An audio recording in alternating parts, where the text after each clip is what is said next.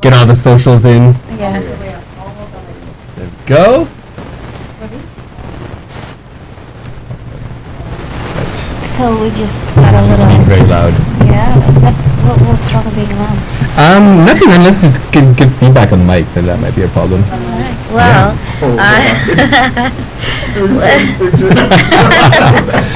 Welcome to the Pepper and Arif Show. it's actually the Arif and Pepper show. I'm Arif Ali. And I'm Pepper Prasad. And we have the Wreckage. Yes. How's it going? You know, sure. Busy man with many titles. Really busy. Many jobs, many titles. Yes. And one of the important ones that I wanted to talk to you about first is the entertainment director for Tubbs Entertainment. Yes. Yeah, tell us a little bit. That is an impressive title. Yeah. I didn't make that title. Tubbs did. Makes sense. Yeah. Makes sense. I was like, he's like, I want to give you a promotion. I was like, bet. With this. And I was like, bet. So what does that mean? What? Yes. What responsibilities does that entail for you? Well, I focus on like making sure all the DJs are good, making sure like the communication between both management and entertainment is a clear cut. You get yelled at a lot. DJs wild out and then you're sitting there going, okay, but I love it. I love it. But I also focus on like in for that role. So liaison between management and entertainment, managing the DJs, focusing on sound quality and lighting guys. So I'm literally kind of like just like straight up the director. So when I get in the booth, I'm very much just like, all right, okay, cool. This sound set up cool. This light set up cool. You guys know you're cool. Does everyone know what time they're gonna be up? Cool. All right, all that shit. So how do you keep track of everything? Like you literally is it a mental note or do you actually take down notes? Do you I actually take down notes like every fucking time. Okay. Every time my phone on me right now. Okay. Yeah. Doing all that shit. So sometimes like there is like I do have like some mental notes, like some things to remember, of course. But any ideas that I usually would have is just I put it right down on the notes, so that way I can come back to it later on. You know what I mean? Do you have previous experience doing this? Yeah, like actually what? Prior to Tubbs Entertainment. Prior to Tubbs Entertainment, Yeah. dancing. Like I would, me and my homies actually threw a dance festival back in Edmonton. And originally I'm from Edmonton, moved out here. But me and my homies would throw like dance battles out in Edmonton. So we were doing it from like the ground up, not really knowing what was wrong with it. And our first one was okay. Our second one was like cool. Our third one we made money. I was like, that's what's up. We had to go the wrong one turned up. Yeah. We'll give you another one. Okay, cool. We'll have to do some changes. Can you go with mic number 3 and put mic number 4 down? Yes. Be honest. We want the best quality service here. So for those who are watching, listening in the back, Fire! Did you guys hear that? That's right. Like, I know what the fuck's up. that's Aisha in the back. For those of y'all that don't know, That's right. you hear her voice in the background. That's right. She is the running of everything in the studio of ours. Yeah. Similar to what Wreckage does at Tubbs. Yes. So the dance battle, you set up the battle, you got the crews together, got the venue set up, got everybody in the spot. Yep.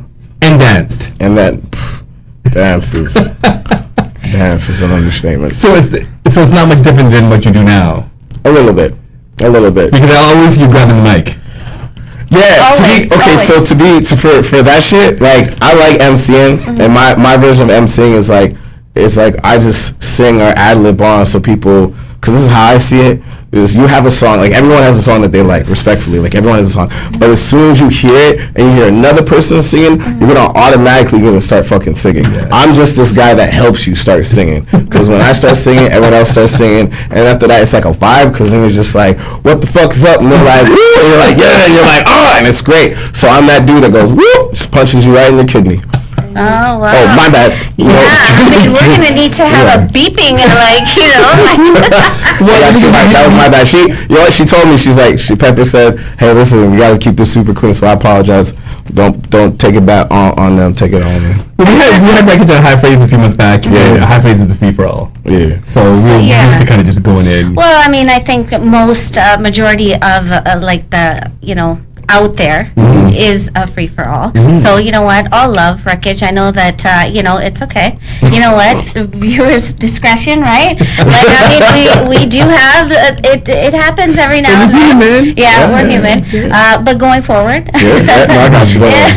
It will be radio edit. Yeah, I swear a lot. Yeah. And I really got to filter myself when I come here. Don't worry, we're very much Bob Saget in this. Yeah. Thank you.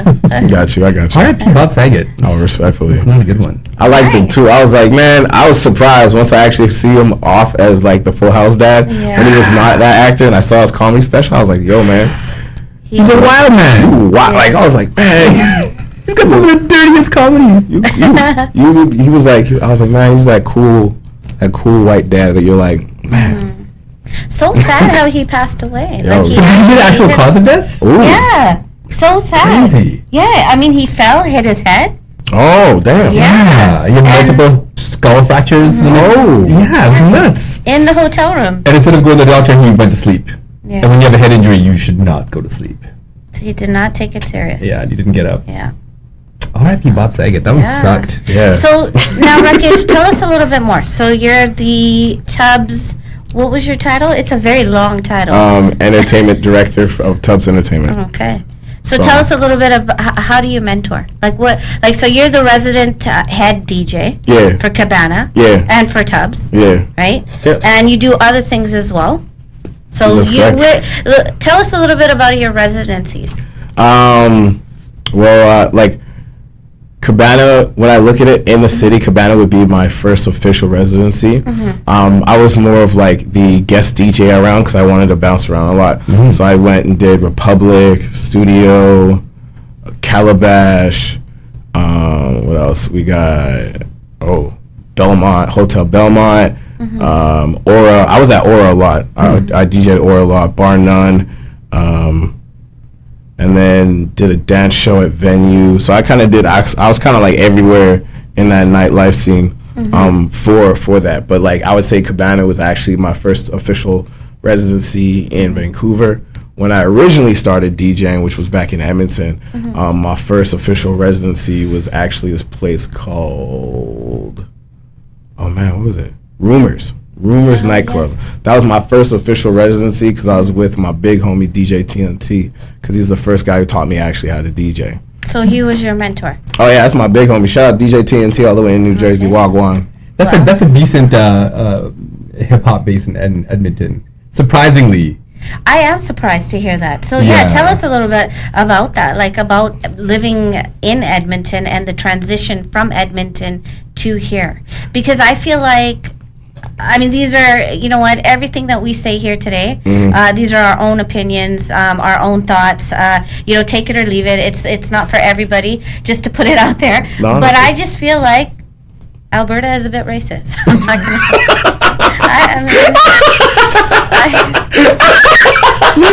No? Okay, I don't know. I'm California born. Maybe more than a little bit. I'm Cali girl, okay? So Nah, they're racist. They're racist. 100%. Okay, like, But they had a anti-racist. trying to be nice. No. Okay, listen. They had an anti-racism rally in 2020. Okay. In the heart of the Black Lives Matter movement. Okay. Protesters showed up to protest the anti-racism rally. So essentially, they're protesting the right to be racist. They're racist AF out there. I'll say this. There was so much pain in that. The racist AF. Yeah. I would say like because I grew up in Edmonton, so I dealt with my fair share of racial pressure, like all that shit, all that stuff. Sorry. I'm gonna fail We're this. gonna have to remind them. Growing up, yeah, it was a mix because like cool, you did have that, but because there's so, like, for myself, there were so many of, like, of Africans and Jamaicans and all that stuff, that even if we saw that, so much of that, we squashed that. Like, I remember there was a time where someone actually, like, disrespected a fellow, like, you know, sister of mine, and I was like, all right, man, well, you can either get this hand or this hand, but respectfully, like, you got to apologize. And so, like, there's racism everywhere. That's the one thing I believe. Is Alberta racist? I just slap up. You know what I mean? I ain't. I just look at you and go, oh! Yeah. But, like, But you had some community there. I had some community there. Yeah. I would say this: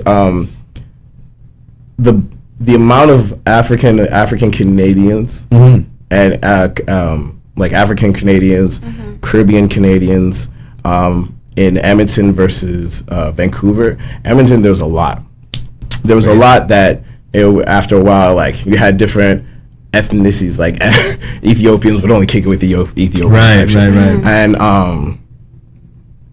I remember, like, when it came to that, no one really cared about, like, that amount. Everyone was just, it was just more of, like, just growing up with, for me it was growing up with, like, racism, gangs, fights, a whole bunch of other stuff.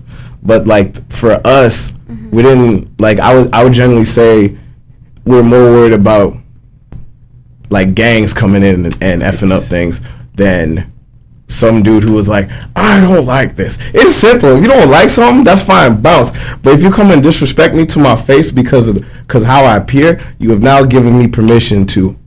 So it was more the cowardly racism. Yeah, like, I would never see, like, even if they were to do it, it would always be behind the back type stuff. And for all that yaga, I don't even care about that. Because if you feel like you don't like me because of my appearance, I don't gotta waste time with you. I don't even, matter of fact, I don't have to kick it with you. Done. All I gotta do is say, yo, bounce to your right, I'm gonna bounce to my left. If you come to my side, then we got a problem. Yeah, we don't have to meet in the middle. But we don't gotta meet in the middle, because like, at the end of the day, you can take a horse to water, but you can't make him swim. You know what I mean? But that's not the same for everybody, because everybody's like hella different with how they appear. You know what I'm saying? But yeah. I didn't really worry about that. I was more worried about Tell me a gangs. little bit about, like, okay, so you did deal with a little bit of that. Oh, in fact, yeah. And so the transition from Edmonton to Vancouver.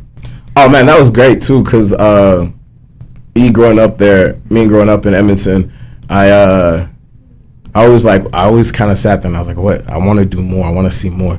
And I remember once I got into dancing in Edmonton and started getting into DJing, I came here for a show. And I immediately fell in love with the city. I was like, man, this is so cool. Like, Granville. Whoa, this is crazy. Because I'm just this up. I'm a brother from, like, Alberta, coming into like Vancouver, like this metropolitan, like, area, this place in Canada. Big mixing pot. Yeah. It's a huge mixing pot. And so, like, I was already smitten. But the one thing that pulled me over was the fact that, like, respectfully, y'all have, like, no snow. Like, the snow out here ain't nothing. It's y'all babies complain about it. Oh my God! Like, listen, I will say that Vancouver, like, BC, has a wet cold that gets into your bones because of the water. Facts. I get that. That is so true, because I felt that. Like, I was like, whoa, maybe want to, like, slap something. I was like, whoa, what the? But Alberta, we have dry snow, so we feel it on our skin more. But I would say, like, the coldness here, you can adapt to it very, very well. Like, when I first got here and everyone was in parkas, I was like, man, why y'all in, like, jackets, man? Like, But you saying this, I've been here my whole life. I've lived in Vancouver. I complain from October to March. The whole 6 months I complain about the weather. He's a baby, right? I need to be in a warm climate. Like, literally, as we speak, I feel like my melanin is jumping off my skin. Nah, bro, listen, Edmonton, bro, it snowed like crazy. It snowed so bad. Like, I see, like, the one thing I realized is that human beings are crazy creatures of, like, both chaos and, like, just absurdity and and everything. Because I remember I went to the club with my homies, and there's this place called Diesel Ultra Lounge, and we already got guests, so we were good. So we walking in, is minus 45. Okay, I That saw hurts. literally a gang of females in short skirts Oh, wow. trying to get in the club. And I was That's like, so Canadian. yo, this is so crazy. So Canadian. It's so crazy. No, like, it's something, because you can't go to the States and be like, yo, listen, it's minus 45, let's go out. Are you serious? Nah, you got me messed up. Don't call me. Well, they use Fahrenheit, so we wouldn't even know what minus 45 is. I don't really know. Gone backwards. I don't really know But the okay, whole so thing he's of that. taking shots. Okay, so we just got. What's wrong with Fahrenheit? It makes no sense. To Why- us, it what- makes no sense. What's wrong with the Okay, English system? so tell me what 5 degrees would be in Fahrenheit. I can't tell you. Exactly. Anyways, we're gonna get back to Wreckage. So we just went through Black History Month. Yeah. You came to a city and into a culture because predominantly the culture that you're around is all Indian dudes. Facts. Right? Pretty much all Indian, whether they're from Fiji, whether they're from India, whether they're Sikh, Hindu, whatever they are, they're all Indian. Now, we've had this conversation on many a podcast with many people that are brown, and there's a lot of internalized racism in the Indian culture. And there's a lot of colorism in the Indian culture. And light-skinned Indians frown on dark-skinned Indians, consider them lesser than. The whole spectrum of white supremacy like really has its grips on Indian culture. Alright. Now, you coming in, an anomaly to Indian dudes, because you see for yourself, if you see a lot of groups of Indian people, there's not a lot of black friends. You know I'm not lying. So you obviously you're a very friendly Man, I person. feel like you set me up for something. No. I want to get your perspective because this Alright, is cool. Alright, let's do it, so let's do it. obviously you're very friendly. You're outgoing. You make friends pretty easily. I don't think you really have any issues with that. No. Coming into a completely different culture of people that listen to Punjabi music, Hindi music, stuff that you wouldn't understand. How do you make yourself into? How do you integrate yourself into this culture and still keep who you are, and not really kind of get lost in the culture of being around a bunch of Indian dudes that only speak one language? I don't. That's a good one. Oh, you don't? I respectfully, I am me. You Yeah. feel me? Like, I am me. I know myself. I know my culture. I know my soul. I know my spirit. Like, I know who I am internally. So to be, I wouldn't necessarily say like I'm in this cult. Like, I'm out here vibing, and I'm just finding people to vibe with, Right. and it's just the people who I'm vibing with just so happen to be, brown, or East Indian, or Fijian, and all that. And like, to me, like, I'm like, listen, I don't really care about the color of your skin. If we vibe, we vibe. It's dope. That's really, like, respectfully, that's what it is. If I vibe with you and we're on the same energy, all right, cool, I'm gonna show you what's up. Because like, I feel like not like my guard is down, but I feel serenity. Yes. Type vibe. So like, yeah. So you felt welcomed. You felt comfortable. I was just me. I didn't even, like, I was just me. That's like I'm never really comfortable in anything. Like, no one's really ever really comfortable in anything. You feel me? And like, I just take that as like, that's life. And that's how I gotta see it, and that's how I gotta do it. Whoever's vibing with me is whoever's vibing with me. Cause like, I don't just chill with like Fijian and brown people. I chill with like brown, like every, like my group is like crazy, cause it's like everyone. I'll go from like kicking it with brown people to kicking it with like British people or Japanese people, or like, occasional white dude. But like, I don't really see that. Respectfully. Plus, like, man, brown people, like, y'all really like black culture. Like, it's crazy. I'm like, damn, y'all really in it. And like, and the one thing I'm finding out, and I'm talking to other black people about this too, is like, y'all really like to keep, and it's also a Canadian thing too, is y'all really like to keep the originality of like certain black things, or like hip hop, like the whole West Coast vibe, you know what I mean? That whole 90s, like 80s and 90s type vibe. Like me, I'm more of like a futurist, you know what I mean? I'm always on like the next thing. I still respect the past and everything about the past. You feel You me? don't live there. But I don't live there. Yeah. Like I can't live there. Yeah. You know what I mean? Like if we really gonna live in the past, then all of this wouldn't even like be existing. Facts. Everyone would just be like sitting there with their twiddling their thumbs. I was gonna say something else, but I can't swear on it. I'm gonna give you some perspective because it's really interesting how you said that, because Indian people do, especially Fijian dudes, really embrace black culture in a heavy way. Because growing up, we had Bollywood, which is not representative of what brown people are. It's corny. It's dated. The movies pass themselves off as like extended soap operas. Every single Bollywood movie is a musical. And as an Indian kid growing up, this is what our representation was. So to me as a kid, I was like, yo, this is terrible. This doesn't represent me. And then for me, someone that didn't really have a culture to identify with at the time, my first real exposure was Eddie Murphy from Raw and Delirious. Oh damn! So my first real like eye opener was like, wow, look at this guy, red leather, this dude's fly as hell, super excitable, loud and obnoxious and in your face, and to me that was like, wow, this guy's something special, something unique about this guy. And then you start to dig a little deeper, then LL Cool J shows up, and all of these incredibly profound, creative, monstrous personalities. Right. And to me, that's like, yo, that's where my head is at.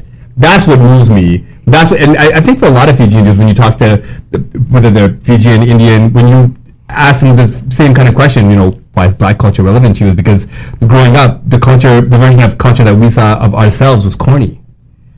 So I don't relate to that. I just don't. I think for men, the closest identifier was black culture, because to us, that's like, yo, that is where it's at. Maybe it's because I'm born and raised in San Francisco. You know Big what? difference. It is a big difference. Yeah. I mean, you know what? I grew up having lots of, colored friends, right? Like, I mean, From the Yay. yeah. For me, I didn't really, I don't really relate to any of that. Like, I didn't really think of, and my upbringing was not so Closed. Yeah, let's say closed. Yeah. So I don't really relate to that too much. But here, I guess, as Wreckage said, in Canada, you guys really do. Yeah. I do notice that. I do definitely notice that. What about you, Wreckage? I mean, you mentioned someone from New Jersey. Yeah. Your mentor. Yeah. So his name was DJ TNT. He's from New Jersey. He was different. I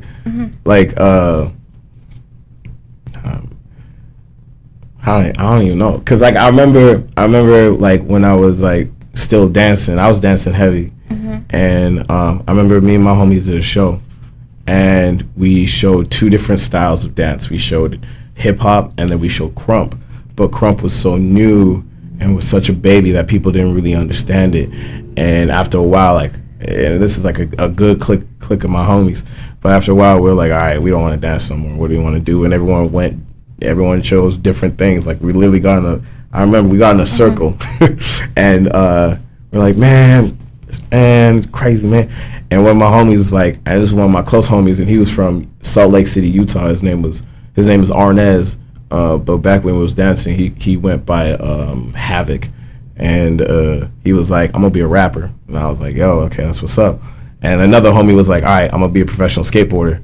And I said, oh, that's what's up. And then we all started going around, and then I was like, I'm gonna be a DJ. My little brother was like, I'm gonna be a fashion designer. And then we kind of switched those roles into there.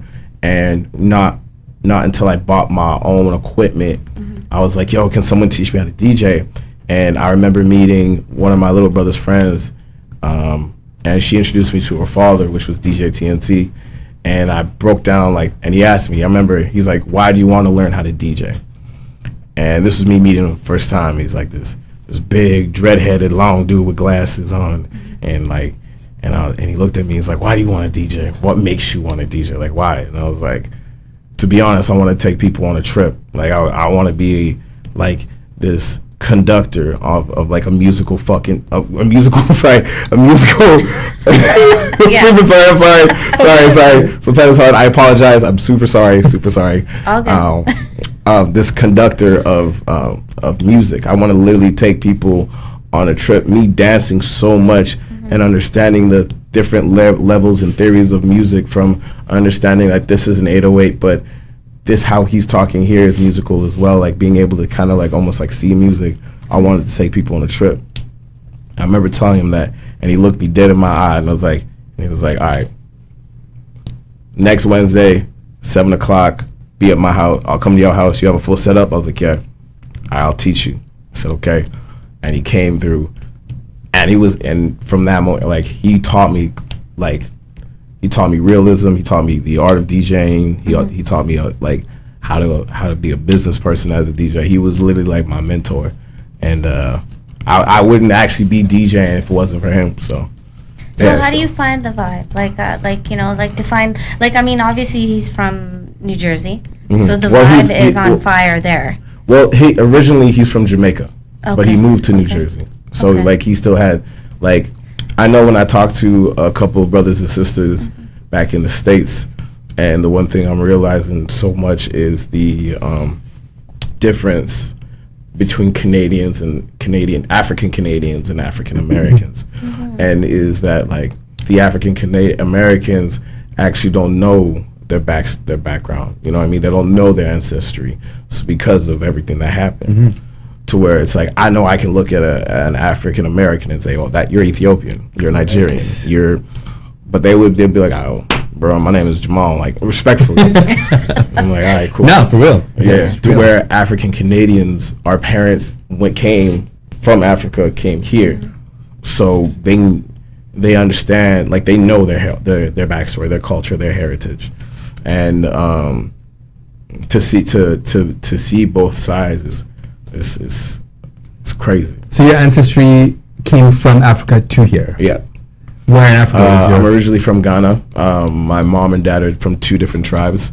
This is something that like Tubbs doesn't even know. Actually, no, Tubbs knows. Does Tubbs know? Well, he's gonna know. He's gonna know either way. He's gonna know. I'll probably just call him and be like, "Hey, listen, man, my parents are from 2 different tribes. Remember that? I remember that. Okay, if anyone asks, if I might have anyone ask, okay, he's gonna be like, okay, and it's just gonna hang up the phone." Well, he's definitely listening. So shout out to Tubbs. He did message right now, so he's all over it. He knows his crew. He's making sure everybody's taken care of and looking good and sounding good. You've actually been able to understand your heritage. Yeah, that's down to like the origins of where you come from. I would say like almost like my parents were born and raised in Ghana. Like it's profound.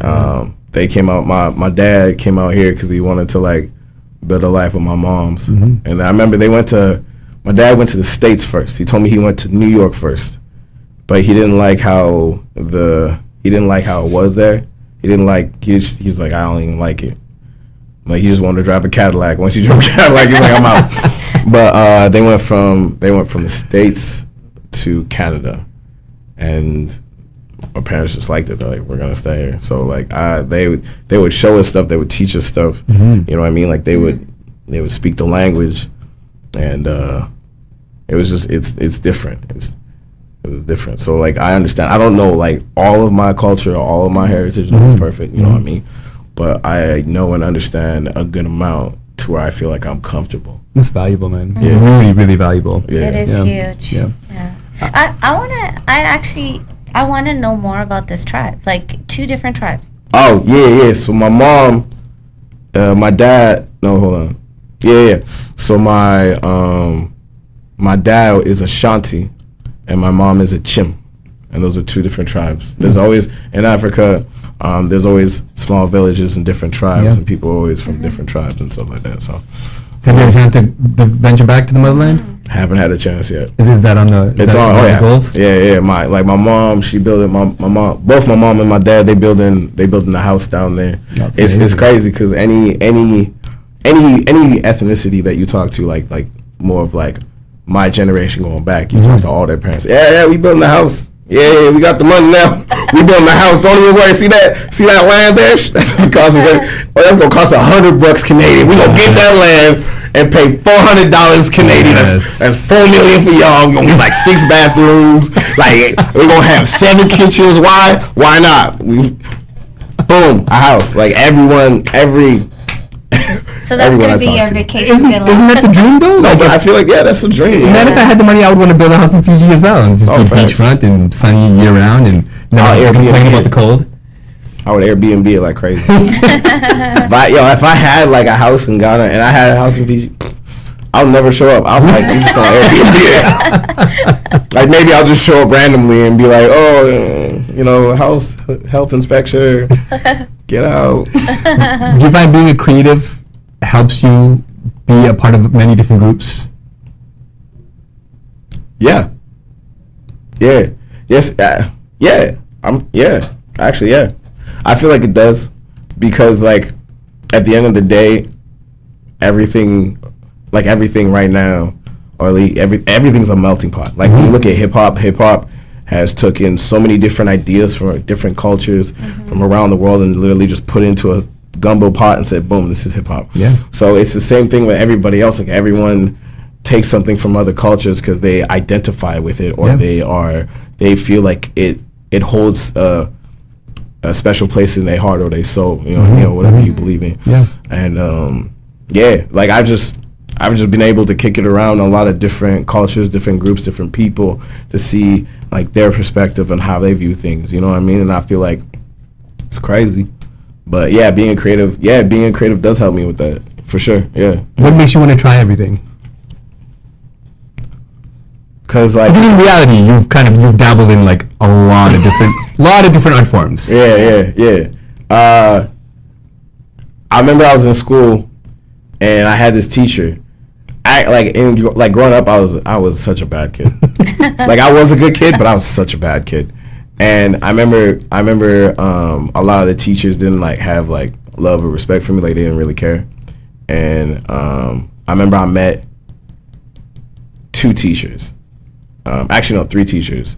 And two of them end up being like people that I actually really do respect. And then this other one I hate. I hate. I'm like, if I could say so, I would. But I remember that teacher telling us like, they would look at us and be like, because of X, Y, and Z, y'all ain't gonna amount to anything.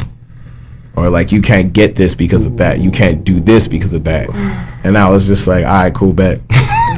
That's it. I was like, all right, cool, bet. And before it would actually hold me back a lot. It still does, like here and there. But I kind of came to like a realization that I was like, I got like one life to live, respectfully. And if I don't do the things I want to do, how am I ever? When I'm old and I got a diaper on, I want to sit there and be like, I remember when I did this. It was great.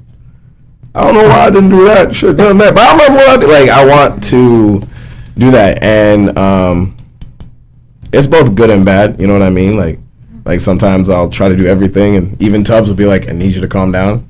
I need you to relax. Sit down. You want a vodka shot? Have some water. Breathe. I'm like, all right, cool. Because I've seen you in a couple different spaces. Yeah. And I feel the same way as you. When I get old, I want to look back at the things I've done. I'm like, I did everything I ever wanted to touch. Yeah. And for me, I'm kind of obsessive. I write a lot. I rehearse a lot. I want to be great at everything I try. Mm-hmm. You got a lot of stuff going on. Yeah, you got lots going So on. I think every artist kind of has rituals and stuff that they do. Do you have a preparation schedule that you put yourself in? Or are you just kind of like, I want to try this, I'm going to wing it, whatever happens, happens? It's a mixture of both. It's literally a mixture of both. To where, like, now I get busy so much that I'm just like, I only hang out with like two people. Like half the time I'm just at home. But it's both. Like I do, like there's moments where, like I have this one where I do like a 3-week or 4-week or even 5-week chart, and I say, okay, Monday is adult things. Tuesday is paperwork and planning. Wednesday is being creative. Thursday is being creative. Saturday is Friday. You know what I mean? From Wednesday to Friday, and then Sunday is don't talk to me. And like don't talk to me is like just turn off my phone. Like there's some times I keep my phone on, but there's moments where I just turn off my phone and I'm like, no one talk to me. and I just watch anime. I literally watch like 90s stuff. I watch anime. I literally sit there and I listen to like different types of music, like respectfully, like I love hip hop. I do, like, and that's my bread and butter. But I've been listening to like so much different stuff as I like keep getting older. Like I'm so into synthwave. Like synthwave is so cool. It's so slept on, but it's so cool. Like synthwave is cool. Funk. Yeah, it's like it's Russian house, even though with all that. Yeah. But there's some artists in there that I liked, so I was like, all right, I ain't trying to talk on that. Zero. You mean the war that's happening right now? Yeah. We won't go there. Yeah. Don't get this one here. I'm good, bro. Don't even worry. I ain't about that. Yeah. Yeah, like I just dabble in so much different music, everything. Like even like, man, like. Don't say country. Good. Why? What's wrong with country? Listen, I just country is just not my cup of tea, respectfully. Wait, you listen to country music? I like Kane Brown because I don't even know who black. that is. I don't know who that is either. I don't know. What? Oh wait, who's the NBA Celebrity All-Star Game? Yes. I don't even know who that is.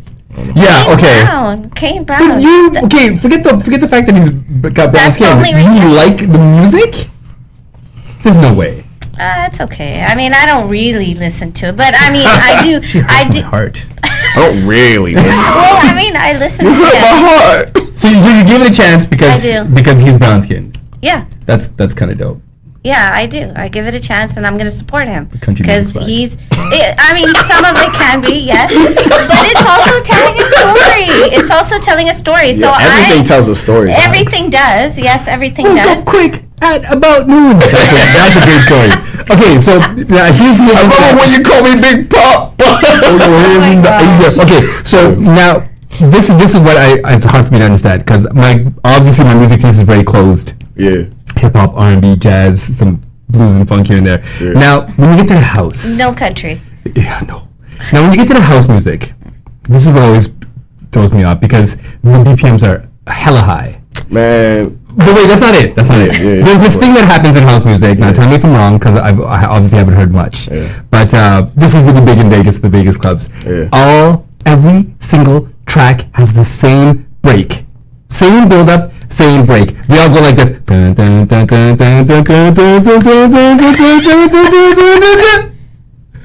break. Now, how many times can you hear this and enjoy it? Oh, a billion times. I love house music. I love EDM music, and like I'll be honest. Before hip hop, I'll say this. There's a story. I had an older brother. I looked up to him. I still look up to him. I love him a lot, and he was so cool. Like I remember he would come through with the flyest gear, the coolest cars. He had the flyest honeys. I was like, man, and he was ripped too. Like and. He was my big brother. No one messed with my big brother. That was my big brother. I love he's my I still love him. And He's a biological big brother. Oh yeah, straight up. Yeah, Shout out big brother. Biological blood, literally Ghanaian. And I remember I was sitting there watching TV, and he's like, "Hey, you want to hear really cool music?" And I was like, "Sure, yeah." I knew he just wanted to like play his music because I was watching TV, so he's like, "Whatever." So he pulls out some CD, and I look at it, and I remember holding it. It said "Dance Hits '96," and I was like, "All right," So he put it in, and I start listening to it. Rhythm of the Night, Ayo Captain Jack, Cotton Eye Joe, all these Tectonics. Good Vibrations, like all this stuff was on there, and I was like, "Yo, what is this?" So little me is just dancing. My brother's just like, "Yeah," and I was all like house and techno music. As I got older, I was like being in Edmonton. You have to you got to conform in a sense to where it's like black people don't listen to house music because we think it's a Caucasian thing. But I liked it. And the one thing that a lot of people growing up didn't know was that like house music was made by black people. Like literally, in Every form of music. Chicago. It was literally in. It was in Chicago. That's why they say Chicago house music. Yes. There was a place called Paradise Garage or Garage Paradise, and that was where they played house music. But the entire idea was house music was they would take disco and funk records and bump the tempo all the way up, so the BPMs were higher, and then you had this whole energy thing. The entire build up of a house track, and it could be anything, house, dubstep, electronica, techno house, tech house, electro, like there's this umbrella is like acid house, like there's so much, but the entire build up is because there's a feeling or people are on something that gives them this energy or this hype or this rush. Like, And you're saying drugs? that too. I'm just not gonna say it because I gotta keep it clean, but it's that build up. I get it. Like, I understand some people like when you listen to original, like when you listen to like say Pete Rock and CL Smooth, right? Chief Rocker, and that riff is continuously going on. So you're having this jazzy hood gangster pimp feel to it. So everyone's more used to that, to where you have people having this and it's this energy, it's this rush, it's this 4x4 on the floor type energy that some people go to. Like, I like that energy. I love that. It's raw. It's so you can just wild out. You can just wild out to it. But also, there's some tracks that still have that progression and that build up, but they're serene. They're relaxing. They're calming. They put you in a place of serenity. So music is just music. Like, I love all types of music. I really like electronica and house music because there's so many different layers and ideas that go into it. And it's the same thing for any other type of music. There's so many ideas and like layers and complexities that like people don't generally understand, because when you hear it and you hear something that in tunes with you, you're gonna sit on it. Like when you hear a fat 808 and that thing's like boom, boom, boom, boom, and you feel that raspiness, you're like, this is nice. When you hear Pete Rock and that jazzy playing, you're like, whoa, you feel like a 1960s gangster. You know what I mean? When you hear Monica or even Brandy or Monica or Tyra or Tony Braxton, like Tony Braxton gets me in my feels, respectfully. Like that gets me in my feels. But everything in music is a way to connect, or there's a way for you to connect to something. Everything in music has a way of connecting you to your soul, or to the idea, or to something that just keeps you in this state. So everything is different. Facts.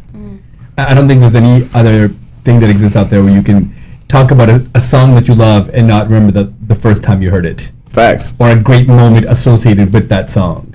Songs equal memories. Memories equal emotions. Very distinct, specific attachments that people have. So, speaking of hip hop, are you use Spotify, Apple Music? Yeah. I use Spotify. What's your go-to on your playlist for hip hop right now? Man, it depends. It depends on how I'm feeling. It depends on what I'm doing. Like, what's new that you're listening to? There's so many. Okay, let's do this.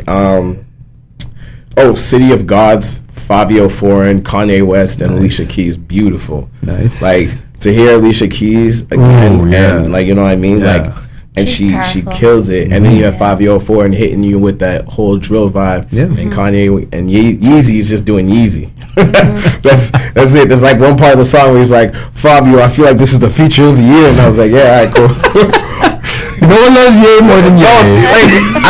I'll be honest, growing up, I really like Kanye West. Yeah. I'm a hero, man. He's a hero.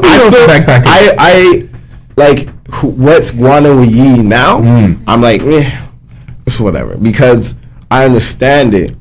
Because like, this man, he's smart. He's just going through a lot. Like, did you see the Easy video?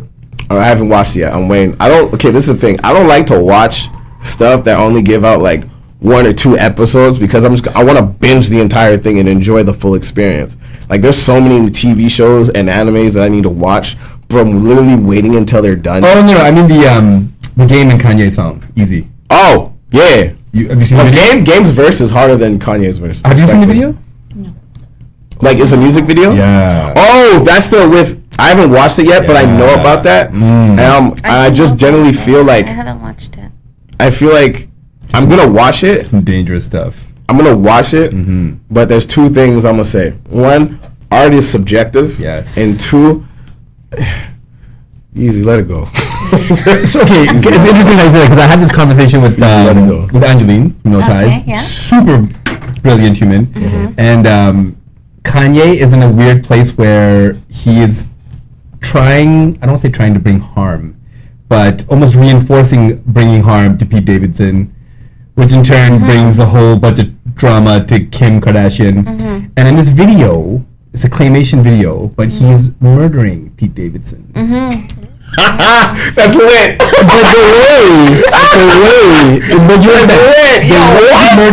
it's the way he does it though. Yeah. The way he does it is next level. Okay, so Now- this is what I'm gonna say.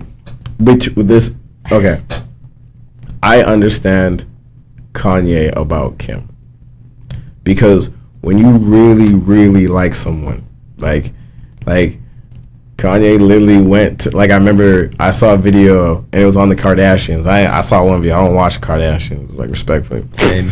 but Whack. Kanye West proposes to Kim inside of a football stadium, and it says, "Marry me, Kim." And then they became like this big power couple. But I generally felt like Kanye, or Ye, I'm gonna call him Yeezy because he changed his name to Yeezy. So I respect that. So Yeezy feels, Yeezy or Ye, feels like that's like he loved her. It's been his dream girl since day one. From day one. So Yeah. to have a dream girl, okay, so you have a dream girl. Now you have everything in life, literally everything in life. Like you got the career you want. You're making millions of dollars. You got 6 different houses. Everyone from here into the blue moon knows you, and you have your dream girl. Your life is complete. Yeah. Now your dream girl, and y'all have kids. So now you're like, let's just be real. There's so many emotional strings just all in there. Like there's so much of that. So now, out of nowhere, y'all end it. I don't know what happened. I don't want to know what happened. I don't really care what happened. Yeah. But y'all end it. All those emotional strings are gone. Like this is someone that you married. Like you did all this stuff. Like this is everything. Like your emotion. Like there's so much emotion there to be ripped apart. And then your wife is now dating a dude really younger than you. That's straight up a slap in the face. That's like, And low-key kind of corny, like but I think Kim just wants to try everything. facts. That's really what it is. You know what I mean? And like, I get it. I get that. You know what I mean? She's entitled to do whatever she wants. Yeah. She can do whatever she wants. She can do whatever. But I understand it because like I have someone like that, and that like it wasn't on that level. Like half the stuff Ye wouldn't do, I wouldn't even do. So much money wasted. Like, let's make a claymation video. Yeah. Like this, like cool, but I just wouldn't because I got pride like that. Yeah. But I get it. This is your dream girl. This is the girl you wanted. Now she's in the arms of another person. All falls down. It all falls down. So I get it. Just So you've been there. move on. Makes me sad because, It like, does make me sad. well, because to me, Kanye was like, he came into hip hop at a time where hip hop was almost slipping into being just gangster rap. And there weren't a lot of other artists, like, this when Tribe broke up, and there weren't really a lot of artists in that kind of Jay Dilla feel of music that was giving you, like, real beautiful sounding hip hop and spitting bars over it as well. And when Kanye came in, man, he just made the game so flavorful. Pink polos, Louis Vuitton backpack, spitting bars. He kind of give you all of it in one, but where he's at now, it's just as a hip hop fan, it's hard to relate because I mean, I'm not a billionaire. I got billionaire problems, but it's kind of like he lost that thing that made everyday hip hop fans look at him and be like, "Yo, I could be like Ye. I can do what Ye does." Now I don't think anyone feels like that because people still feel like that. You think people's egos are that big? Yeah. Yeah. Yeah. No, Wreckage. I mean, you have a like Arif mentioned before. You have a hat for everything, really. Like, tell us a little bit more about that. I mean, yes, you know your music, you know your crowds. So when you walk into that club, how do you pick what? Like, do you have your songs ready? I mean, you're a comedian. You do so many different things. Right. What, like, how do you pick your crowd? Like, what's your first thought when you walk in? To what though? Like to into the club? Yeah, into the club. Oh, okay. Yeah.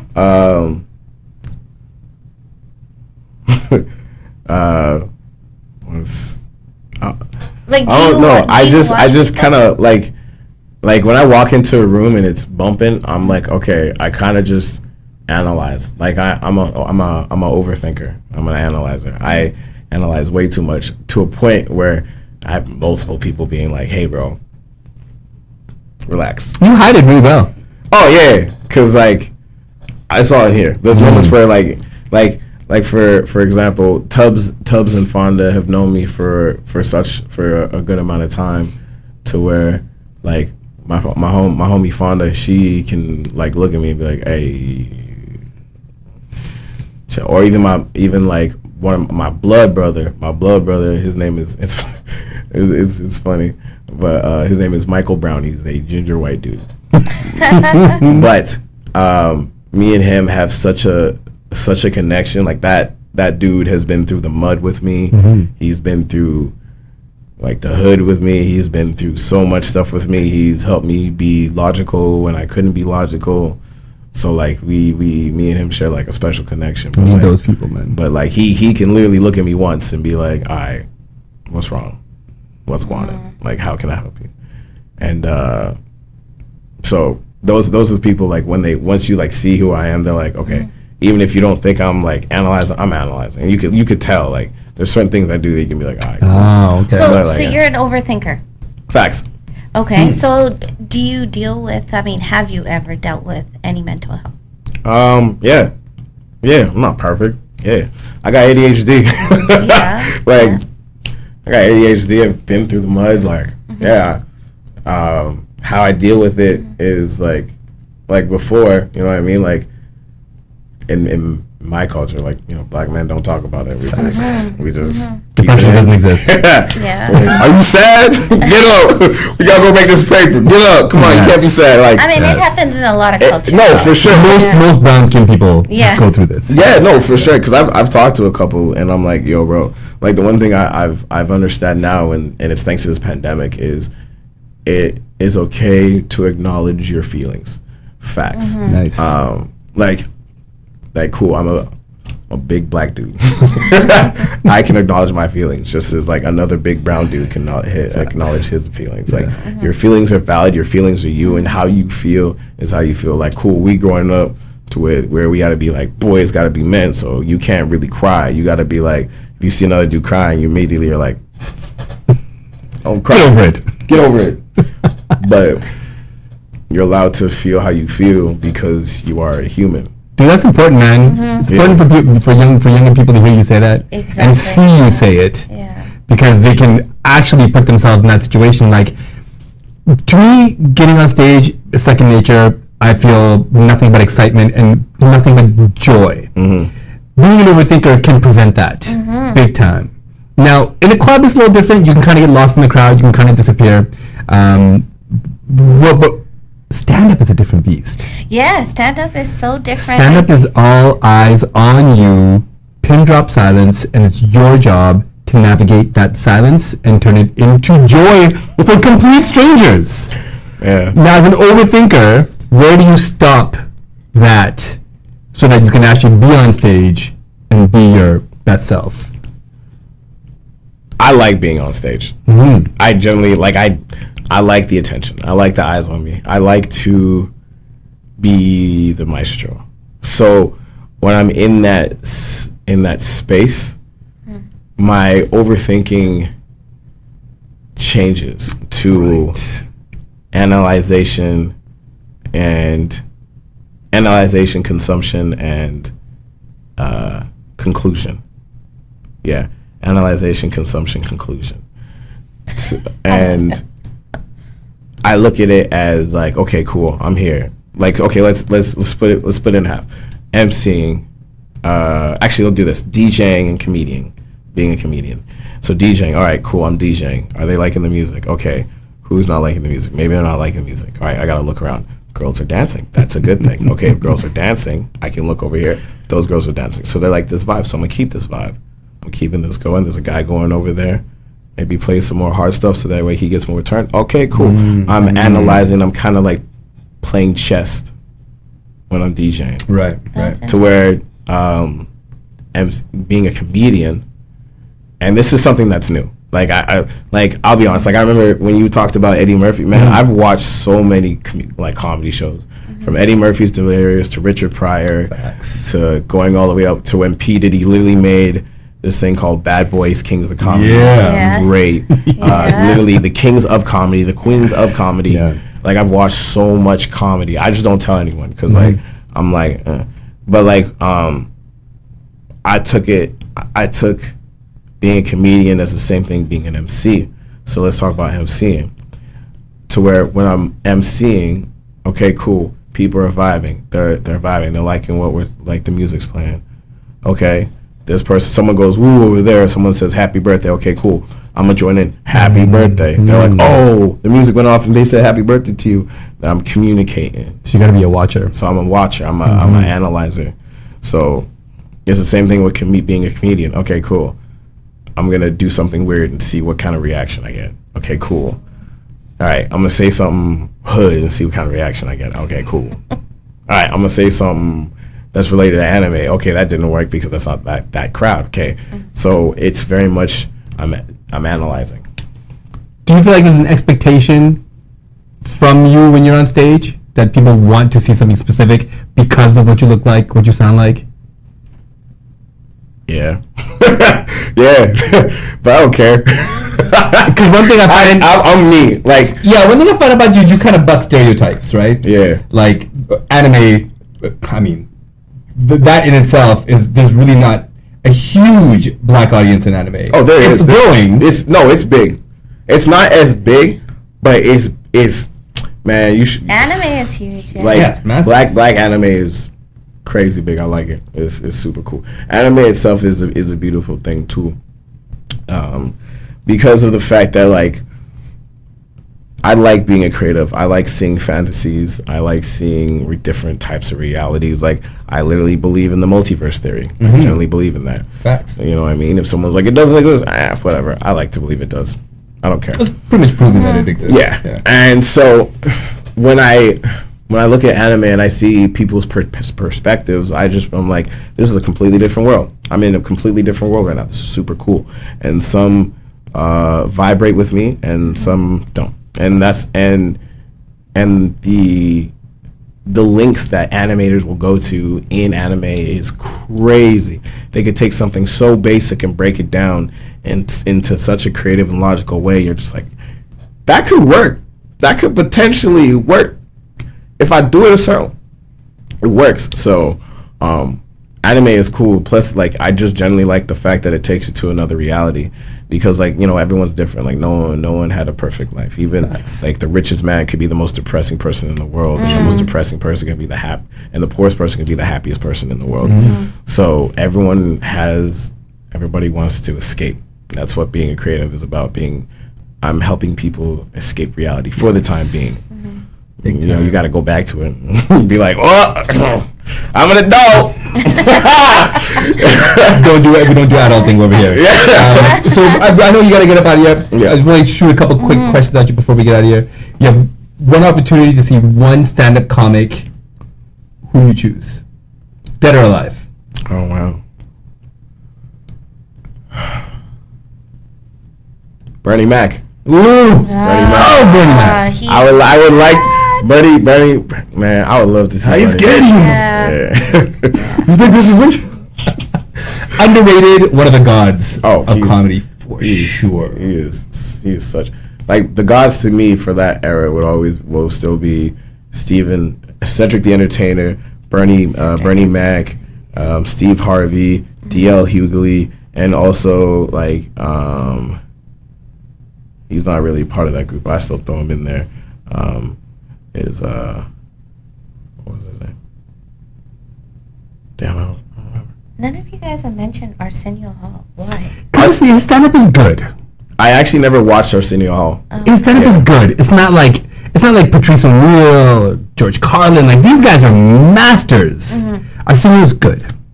And plus, Great at the host. same time, like they like a lot of the stuff that is filmed or shown in America, we Canadians don't get all of it. Big time. Like Sinbad. No, I got Sinbad. That was on the Family Channel. I got Sinbad. No, it was on That's kinda TBS. dope, man. It was on TBS. I got Sinbad, the Steve Harvey Show, kinda Family Matters, Fresh Prince of Bel-Air, Martin, the Wayne Brothers, Jamie Foxx Show, Wayne Brothers, right. Girlfriends. That's right. I got UPN. We had UPN from it. yeah. No, I got some, but it's just we wouldn't see everything that the Americans or y'all would see because Like female comments like some more we would never see. Yeah. you know what I mean. We'd only see what was filtered out until people would go and get it. Like that's even when I was dancing. Like I had to go and travel to like the States or go to a workshop to get that information to bring it back to my hood. Right. For that stuff, so yeah. One last question. Yep. We asked Tubbs this when Tubbs was on the question, and he told us specifically. To ask Wreckage. To ask Wreckage. Oh, what? So So what three songs are guaranteed to get people on the dance floor? I'm gonna punch Tubbs. I'm like, yeah? Really? You think you're smart? Usher, yeah. Right. which song? Yeah. Yeah. Yeah. Okay. It's I would say different eras will have require different songs. So I would say the three songs that will always get people hyped from like early 2000s to the 90s is Usher, yeah, Be Faithful, Fat Man Scoop and Faith Evans, and Doot and Temperature, Sean Paul. Nice. Actually, no, that's early. That's a little early 2000s. Let's go. It's a great song. Yeah, you know what? Yeah. We'll throw that in there. These are great choices. Yeah. Yeah. So where can people find you throughout the week? Spin. Cool. Self promotion time. Yes. So on Thursdays, I'm with Elite Players, and we're throwing our own party there called Vibe Thursdays. You can catch me at Ombre Social House in Gastown in Vancouver, BC. We play nothing but the best in UK top 40 hip hop, dancehall, reggaeton, Afro beats, all that good stuff. Then on Fridays and Saturdays, you can see me rocking the mic and DJing with the one and only Tubbs Entertainment Group at Cabana Lounge on Fridays and Saturdays. You always see me in there jumping on the couch, jumping on something, yelling at the top of my lungs, and getting people to wild out and girls to twerk. So, Yeah. yeah. So I'm Arif Ali. Pepper Prasad. You can find me at It's Elite ALITE. You can find the homie The Wreckage is DAWRECKAGE.